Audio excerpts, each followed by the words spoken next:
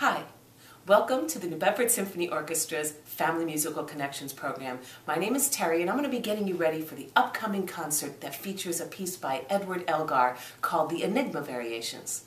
Well, what's an enigma? Enigma is kind of like a mystery or a riddle. So what's the mystery in this piece?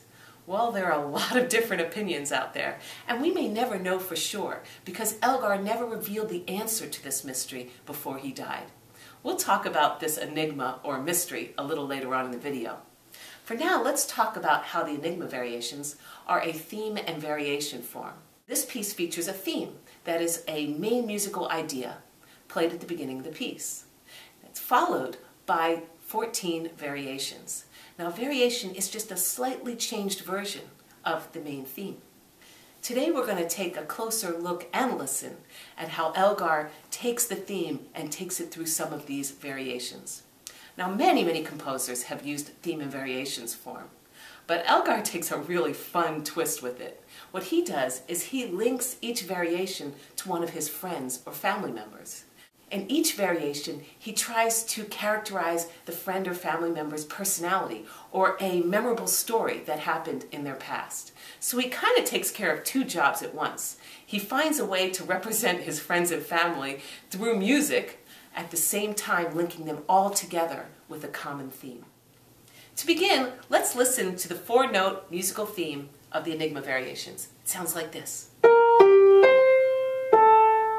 I'd like to focus a little bit on the rhythm. It has a short, long rhythmic theme.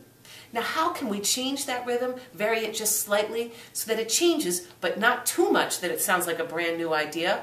Well, in the next couple measures, Elgar takes this rhythmic theme and reverses it, plays it backwards. So instead of short, long, we have long, short. Throughout the piece, we hear him take this short, long rhythmic theme and play it forward and backward over and over again. Let's listen to the theme and watch the screen for how the short, long rhythm is flipped back and forth.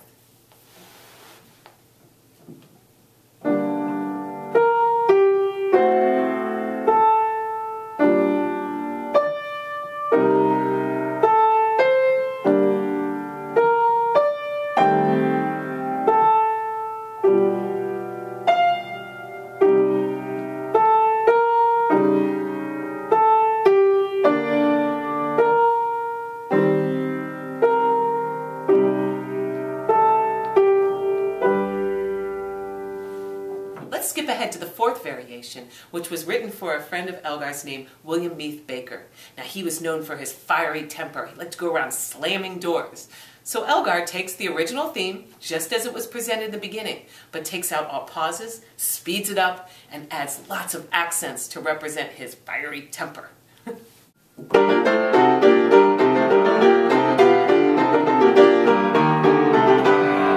Now the theme is in there, exactly. Let me slow it down a little bit. Hear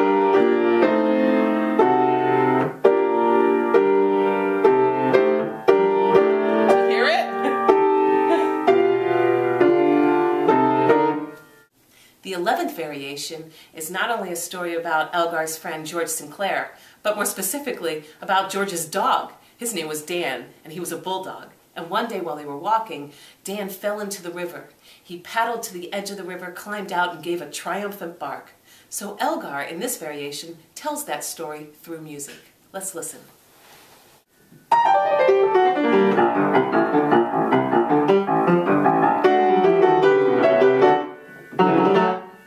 Let's break down that variation a little better.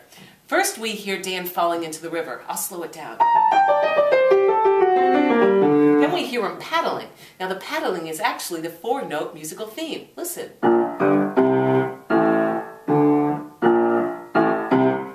But he doesn't stop. He keeps the motion going. Then we hear Dan climbing out and giving that triumphant bark. Now the 9th variation is probably one of the most famous variations. It was written for Elgar's friend A.J. Yeager. Now, Elgar came to him when he was feeling quite sad and depressed and didn't want to compose anymore, and AJ gave him a bit of a pep talk. He told him, write music like Beethoven, and the story goes that he whistled a tune from one of Beethoven's piano sonatas. Let's take a listen to the Ninth Variation, and then we're going to play the actual Beethoven sonata that his friend whistled. When we play them together, we find that they match up quite nicely.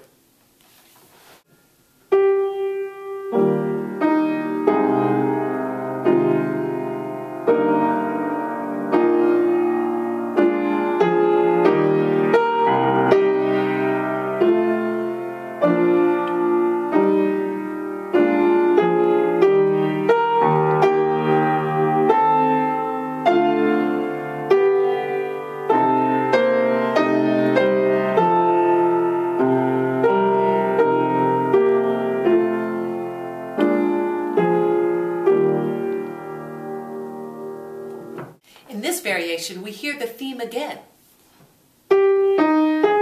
Just like the beginning. Short, short, long, long. Reverse it. Long, long, short, short, short, short, long, long. Reverse it. Long, long, short, short. Now let's take a listen to the beginning of that piano sonata that his friend whistled.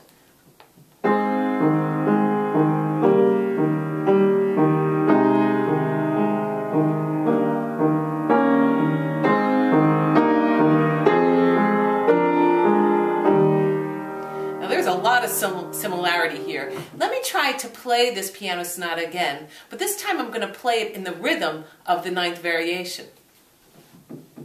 Do